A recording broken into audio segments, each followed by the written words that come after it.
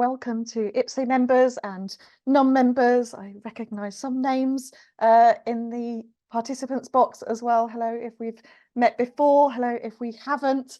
My name is Luan Wise. I'm an ambassador for IPSE. I've been running my own freelance business for over 12 years now. I am a marketer and I spend my days consulting, working with clients, teaching and training and sharing my experiences and thoughts as well.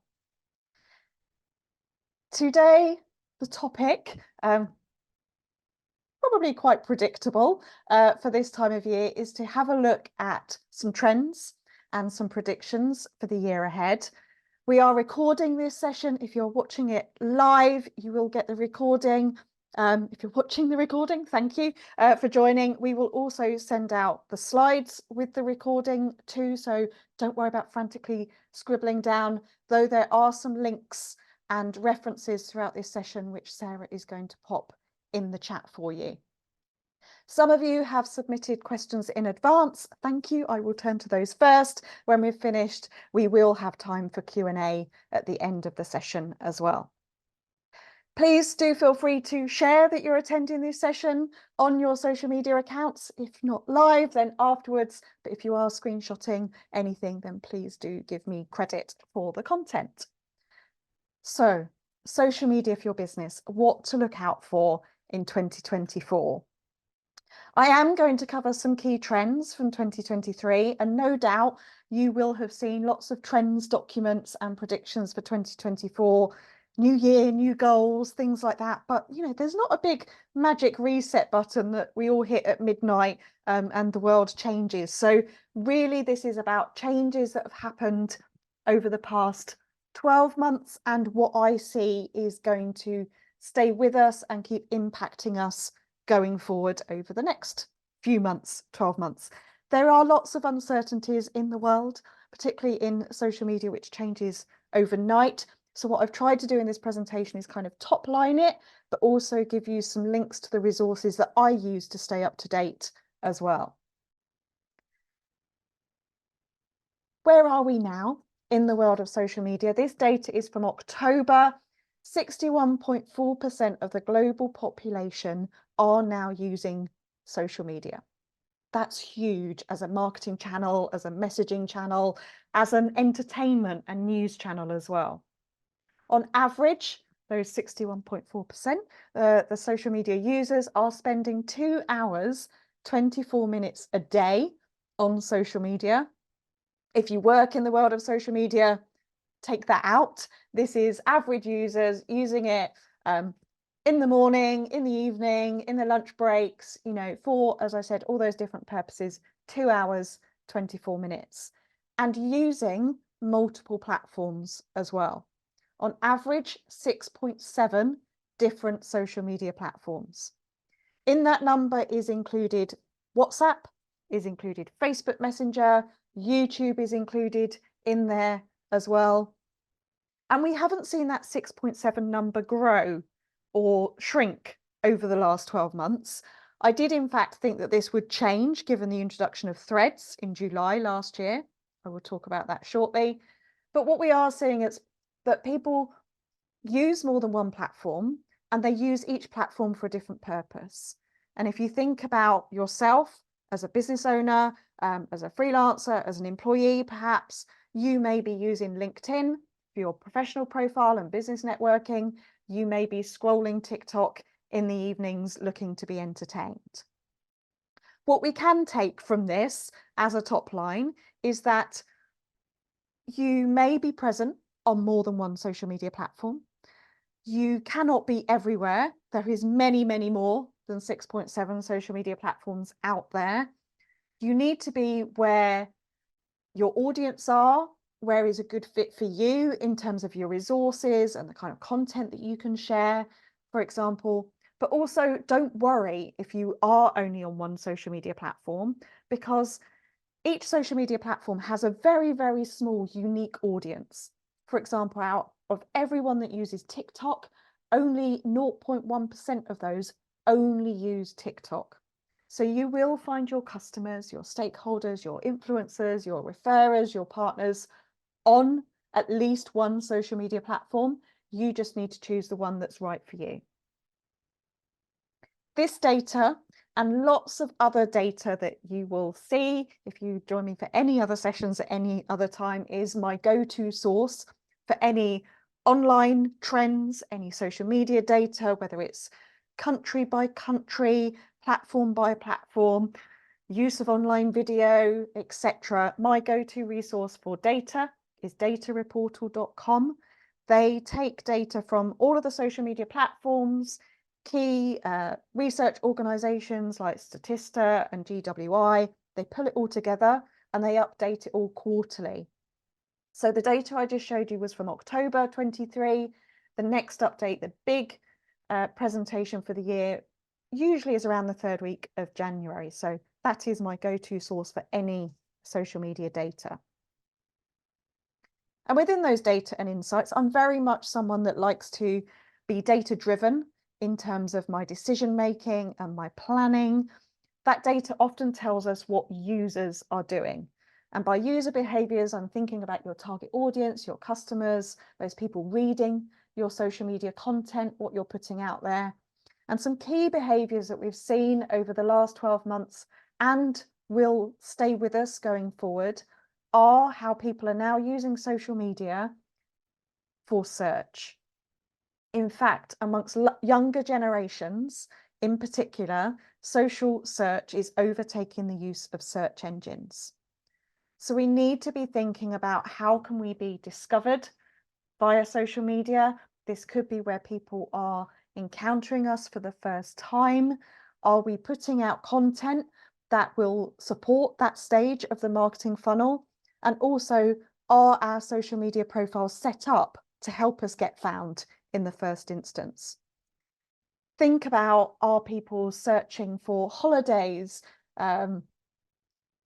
fashion, clothes, etc., your products and services?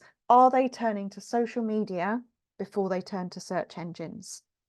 The two channels are really kind of mixing as well. We are starting to see social media results in Google results. We are starting to see on TikTok that Google are working together and seeing broader search results on TikTok as well. So search as a behavior, as something we need to be aware of, is going to be really key. What is also key is that not only are we using social media as a search tool, we are also using it as our source for news. So not switching on the radio, not necessarily watching the television as much, but we are turning to social media to get our news on a daily basis. That does come with challenges around misinformation, disinformation, credibility.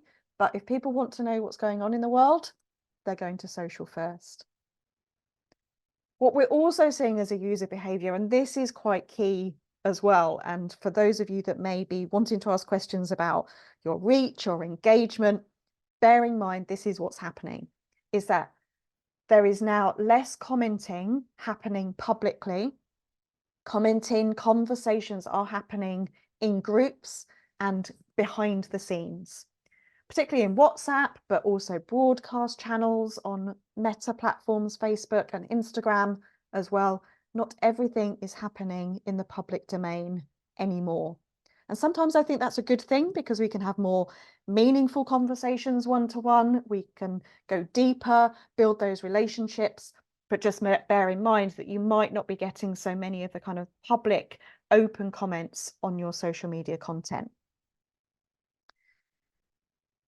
If Meta, Instagram, Threads are part of your channel choice, the platforms that you're using, I would highly recommend that you follow Adam Missouri, who is the head of Instagram and now Threads. He posts what is happening on the platforms.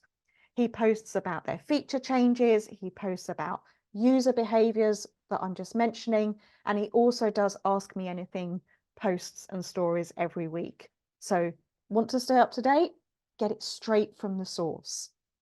And he did this post on Threads just a couple of weeks ago, confirming the slide before, saying people are sharing to feeds less, but to stories more, and even photos and videos in messages more still. On Instagram, Notes have quickly become a big thing, particularly for young people. So it's not so much that people are sharing less now, but they're sharing differently. And this is something really to bear in mind. So if you're getting asked about your engagement rates, your comments, this is an answer that you can go back with, that, you know, it's not that we're not getting the engagement, we're just getting it in a different way. It could also be that in terms of managing your social media, you need to look out for these messages in a different place to being on your feed. In terms of content on social media, what's been happening over the last 12 months and what's happening going forward, you won't be surprised for me to say short form video is what's happening. It's the rise of TikTok is all about short form video. Instagram copying that, and you know, they said this in terms of Reels. Facebook, Instagram pushing Reels content as well. It is all about short form video. Not dismissing long form video, that is also important too, but video in terms of it being engaging, people consuming video as well, particularly in stream. And this is something to be aware of, that if we're seeing video, we are staying on the platforms. We're not linking out and going elsewhere. So it's very much about content that is thumb stopping, that is engaging for people, but also keeps them on the platform for longer. And alongside video, we are seeing audio content. Audio only features, for example, LinkedIn events, X, formerly Twitter, are increasingly adding audio features, voice notes you can do in their direct messages now, spaces in terms of audio only rooms, which picks up on Clubhouse from a couple of years ago, but audio in terms of accessibility is great. You don't need to be on camera, which some of us are, you know, perhaps not so keen on now. We've been doing it for a few years. Short form video and audio in terms of content are really, really important. And you may want to ask about trends. How important are trends? They are important if they are relevant to your business, what you do, your brand, your products and services, and also if it's relevant to your audience. And there is a brilliant Google Doc, there's a link here, that is created by a social media management tool called Hey Orca. They update it weekly with what is trending in terms of audio on both Instagram and TikTok. Not only do they give you the latest trends, they also give you examples of how to use those trends. So if you're planning social media content and want to plan to be in the moment and on trend, that would be my go-to document to look at on a weekly, fortnightly basis, see what others are doing, see what is relevant for you to get involved with. And also have a look back, see if there's trends you've missed, but you might think we could have done that with a bit of forward planning and thinking as well. So there is a need for a real mix between kind of evergreen, day-to-day, business as usual content, but also social media is all about being real time, being in the moment. So for me, that's a go-to resource, is that Google Doc as to what's trending.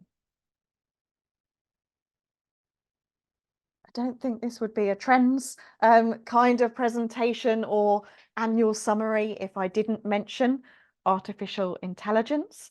This time last year, I think the use of ChatGPT was relatively new. There was a few people kind of playing with it. I don't know about you, but I have it open as a tab most of the day. It is my colleague when I'm working by myself at home that I have conversations with and ask questions of. Artificial intelligence, it's not new over the last 12 months, but it's certainly a daily conversation now.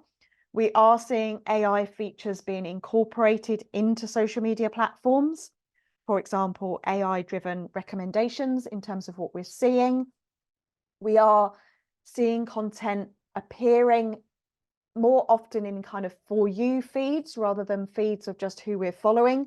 Twitter have got that now, X, Instagram, Threads, LinkedIn are experimenting with it as well. So we are getting AI-driven recommendations. There are features being incorporated into the platform's AI features. For example, LinkedIn, a premium account, will give you AI support in terms of writing your profile, in terms of writing job descriptions, creating newsletters, etc. So AI is here. It's been bubbling for many years, but it's certainly prevalent on a day-to-day basis. Outside of the platforms as well, I've already mentioned ChatGPT is just one. You could be using that to help you create content for social media. You could be using other tools like DALL-E to create images. I'm mentioning just a few here. I think this is a whole new world. Learning how to use AI tools, leverage them for their advantages. There are some cons as well. We are starting to see some very obvious AI generated content, which we want to avoid. I hosted a webinar on this topic at the end of last year and summarized what the platforms are doing in terms of AI in a blog. So I've included that link for you there. It's changing on a daily basis. So I would say you need to familiarize yourself, develop that skill set, and understand how the tools can help you in your work.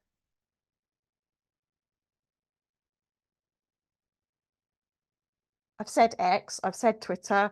We're using the words interchangeably now. Elon Musk has been part of a social media manager's life for over 12 months now, since he bought the platform back in October 2022.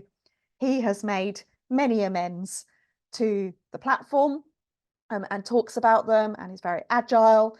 There was an article I read just this morning about their 2024 roadmap, where X, calling themselves an everything app, is now calling itself a video first platform. So I've already mentioned video as a theme. I'm not saying that Twitter is, for me, a video first platform at the moment, but it certainly sounds like that's a move they want to make. Elon Musk was also very active last year in terms of introducing premium subscriptions. So paid for options where you get additional features depending on having paying for use of the platform versus having a free account. Over the year, he introduced different tiers, a business version, private user version, again, each with different features. And also restrictions on a free account in terms of, do you have access to everything? Can you view so much content? Can you DM people with a free account? On that note, if you are still using a free account, I would highly recommend you go into your settings and just check to see what's changed. Some things were moved to paid for accounts as a default option, so you need to kind of untick things to get features back. So premium subscriptions are here for X/Twitter.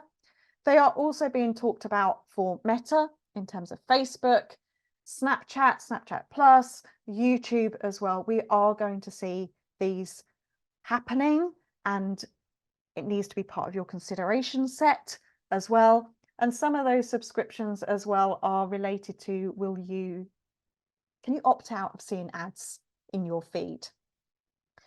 Now, this is part of the monetization of social media platforms by its owners, but I would add, if you've read anything behind the scenes around these moves, it is not just about them making money. This is also about the platforms overcoming or mitigating the risks of changes to data protection regulations.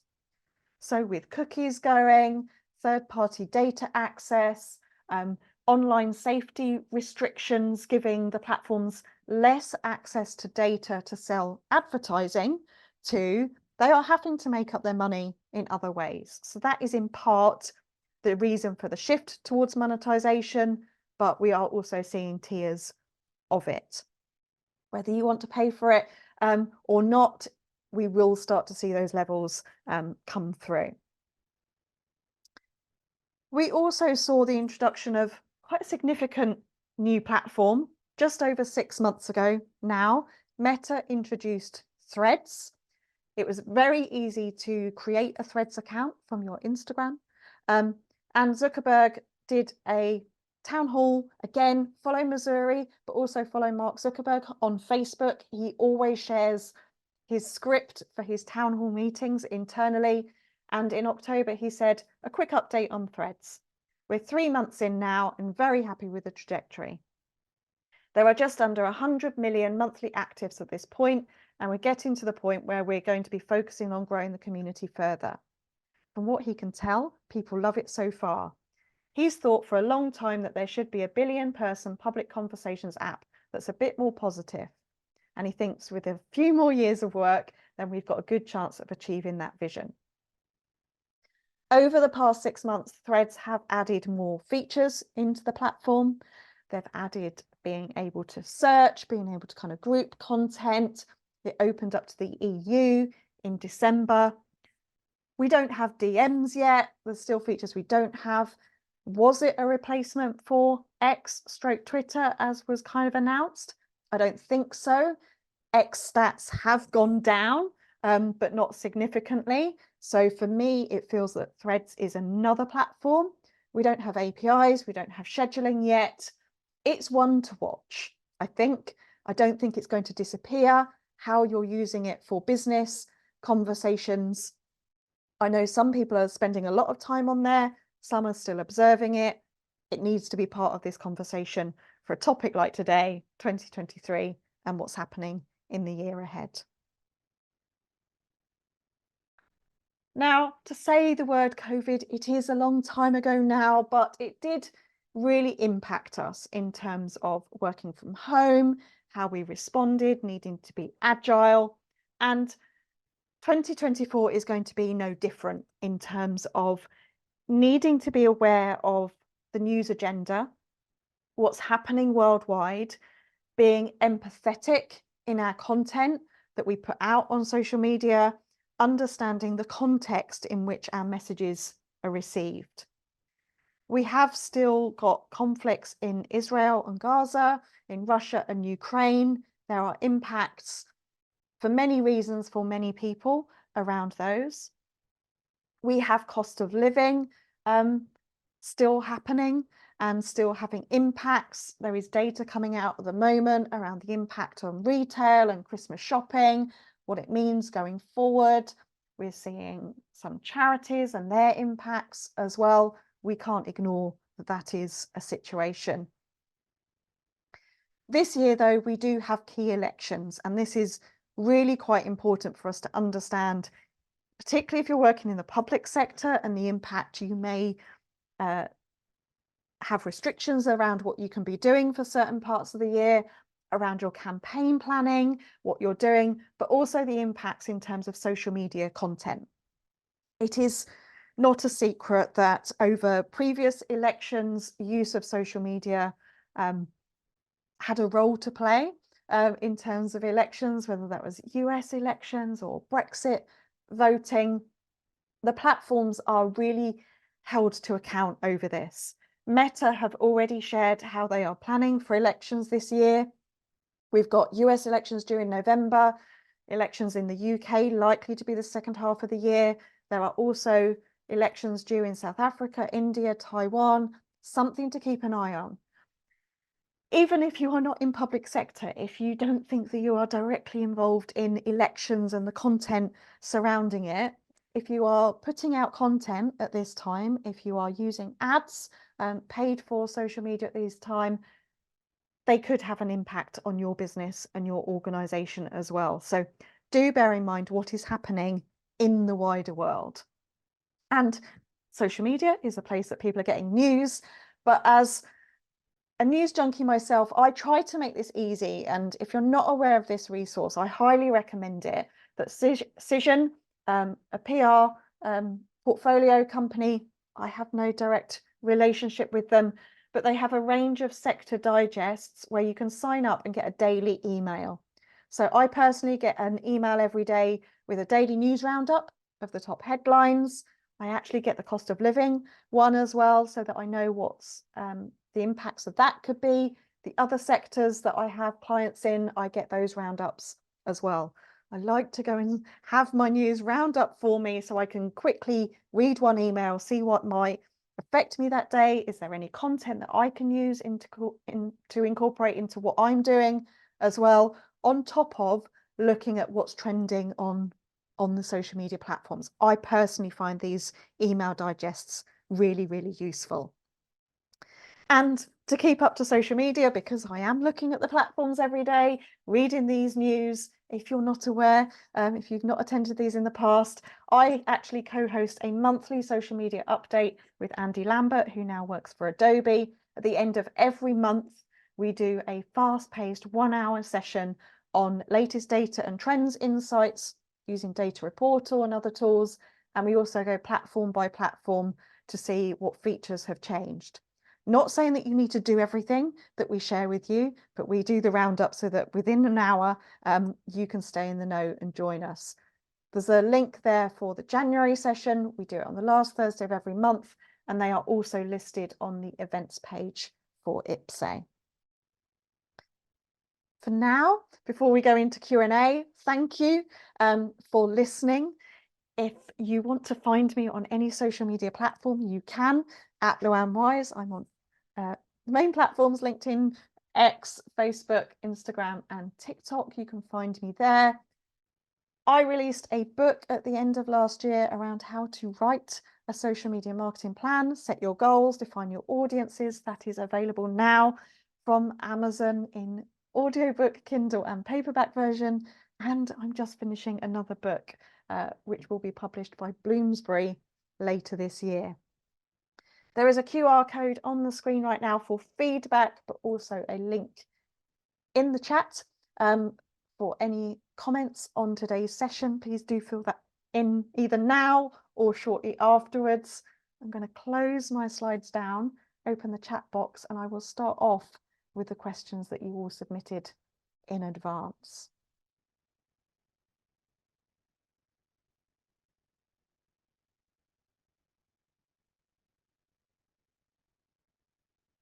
So thank you, Sarah's popped all those links in to the chat. So if you've got any questions, might be easier if you put it in the Q&A box rather than the chat.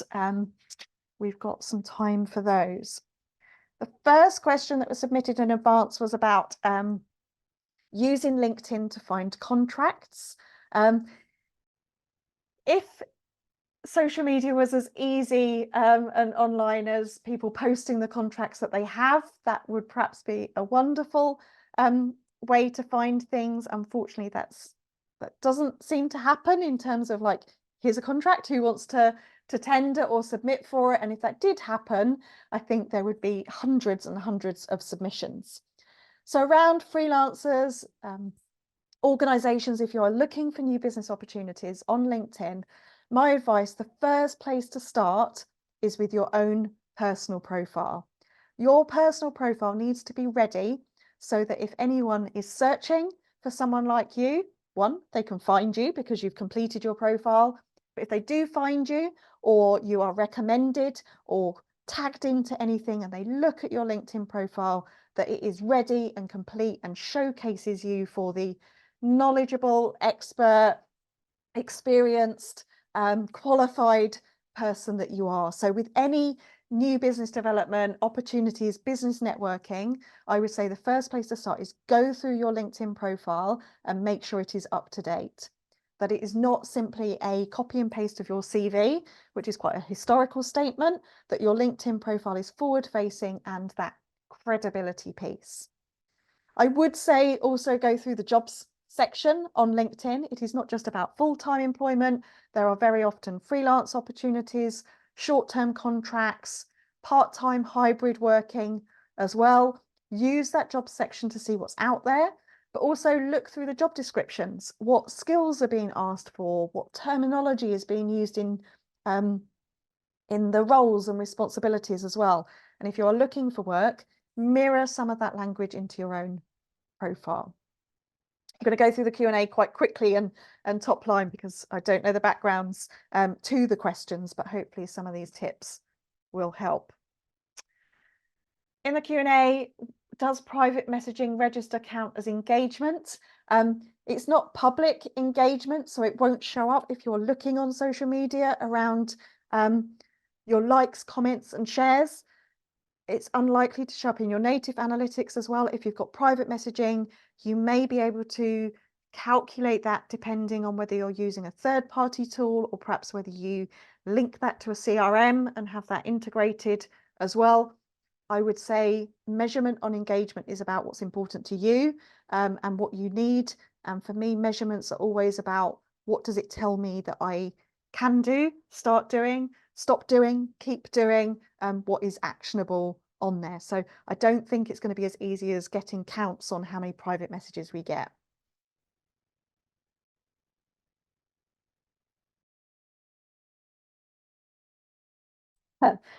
There is always a question about algorithms. So, and this one came in advance. When your consultancy and writing business is very niche, can you beat the new algorithms? I could do days on talking about algorithms, but I won't right now. Thank you for sending this in advance, because Sarah has got a link to a blog and a YouTube session that I did previously around the balance between understanding algorithms on social media platforms and focusing on your audience. So I would say it doesn't matter how large your marketplace is or how niche your marketplace is. Yes, the social media platforms have algorithms which work in the background to serve us content, prioritize what we see. At the end of the day, the way to beat them is to not worry about them so much and to focus on your audience. Write what is relevant for them, get in front of them. And there's another question linked to that about how do you get more visibility to your intended audience? It's focusing on them. It's creating content that is relevant to them and of interest to them, which means you need to understand your audience and what they are focused on, what questions they're asking. Yes, my answer would be to use hashtags to get your content found as well. Hashtags do work quite differently on different social media platforms, but ultimately that is the language of social media and how people search. So use one or two on a platform like LinkedIn, use more on Instagram. Again, I could talk about hashtags all day. Doesn't matter how niche your audience are. Some of us only need 4 or 5 clients a year. Some of us need thousands. Focus on your audience rather than trying to do hacks and quick wins. We did have a question in advance about CRM software. Unfortunately, I can't answer that one. It's out of scope for today and also out of scope of my knowledge and expertise. But I think perhaps there's someone in the chat that may have some CRM knowledge that could help you. A question around what do I think will be the effect of Google's SGE on social? SGE is Search Generative Experience. So this is AI coming into search and Google. I briefly mentioned earlier how search engines and social search are very much part of the ecosystem now, and that social media is very important for search. AI is coming into search both on Google and on social media platforms, so it is going to be important. So it comes back to creating content that is of interest to our audience. You know, what are they searching for? What is their intent when they're asking a question in a search engine or putting in a keyword to a social media platform? And how can we make sure that we appear in front of people? Are we discoverable? Have we optimized our profile so that we get found? Quality indicators around relevance as well. So I'm not a big search engine SEO expert, but just to say it's, you know, search is important. Social media can no longer, for me, be that add-on at the end of doing something that is, let's pop that on social media. It absolutely needs to be integrated into marketing activities. Any school education context would be good. I hope the top line trends that I've gone through are relevant for most sectors in terms of user behavior, trends, how people are using the platforms, understanding world context. Gen Z is quite a priority in terms of a lot of information that comes out. We have to bear in mind that Gen Alpha are coming. That is the next generation are turning 13 at the moment. That is the point at which they can set up profiles on social media accounts. They're not quite in the workplace yet, but Gen Z certainly are.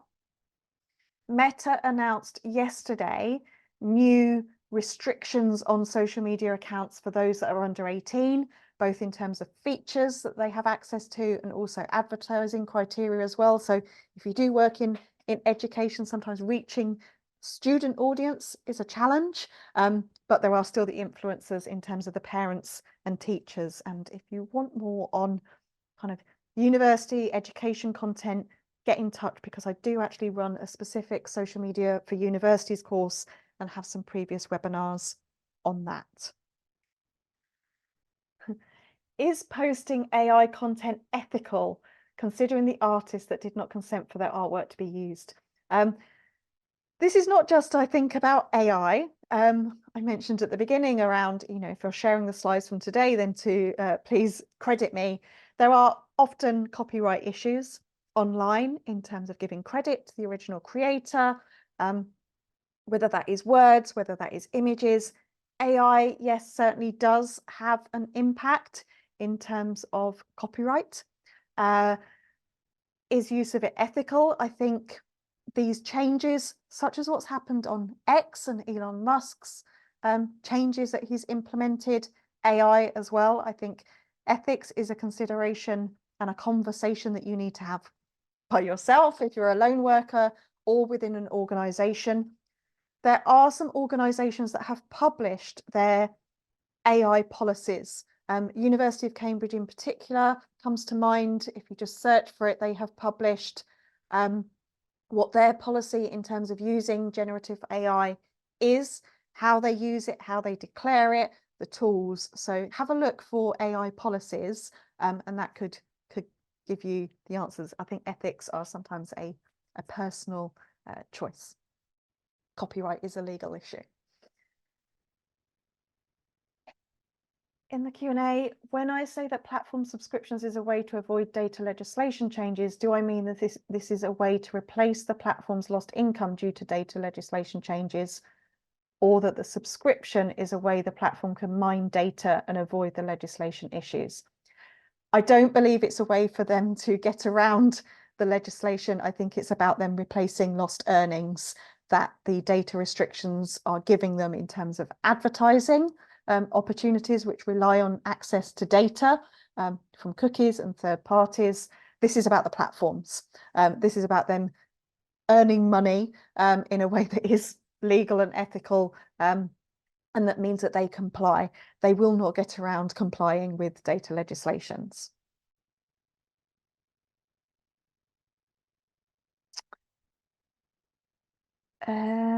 How would I cover live events on a LinkedIn business page when I would traditionally use Twitter, X? This question, I'm not sure about whether this was about used to live tweet from events and whether that's another option on a platform. LinkedIn, other platforms, we know we don't see everything, Facebook, Instagram, absolutely at the time that they're posted. So it's quite hard to do real-time content for events. I would absolutely use LinkedIn if it's a business event to promote your event in advance, as we did for this one. Promote it afterwards as a follow-up activity as well. I'm a big fan of using LinkedIn Live for events. I host many events on there. I think it's all part of your planning and how you use different platforms. But as Sarah and I were speaking earlier, most of the registrations for an event like today, we may talk about it on social media, but we know that when we send out emails, that is actually what triggers the registrations as well. So don't forget email marketing as part of your events. I do actually host a specific masterclass on event marketing using social media and email. Starts next week. You can find that on my website, and it's also posted on my social media platforms as well. How are we doing? I'll just do a couple more questions, Sarah, before we wrap up. In the Q&A, someone who's new to marketing in the last 3 months, what advice do I have on approaching social media posts for the first time? You've been playing around in Canva. Canva is a great free tool for creating social media posts, but I would actually take a step back. We all dive into tactics and creation very quickly, I would advise to always step back, and this is what I advocate in my planning and any other training courses. Focus on your audience. Have a look at who they are, what platforms you're using, what are they interested in. That is what you want to create content around. Create content around FAQs. Look at the trending documents for creating content as well. What is relevant? Canva is great for static images. There's also video creation tools. You can do so much with your phone now as well. I hope that's a quick answer to that one, but without knowing kind of your industry or sector, not sure I can advise much more in terms of content creation.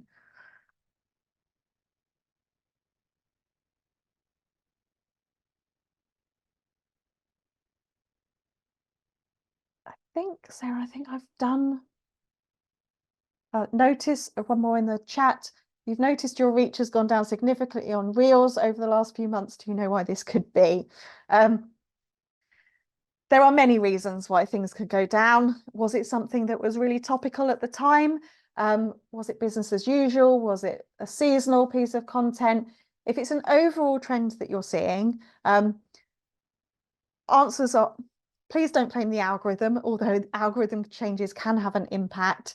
It's very often about your content. Have you got good calls to action on there? Are you asking people to engage with your content?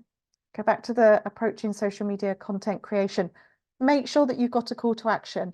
Make sure you tell someone what you want them to do next when they see it. If you're seeing overall patterns, then absolutely look at the data. Data will drive you to make decisions. And often then go into social media management groups and ask if other people are saying the same thing. Sometimes it could be industry specific, it could be about the content, it could literally be about the hashtags you're using. So if you want to pick up on that, do feel free to get in touch with me directly.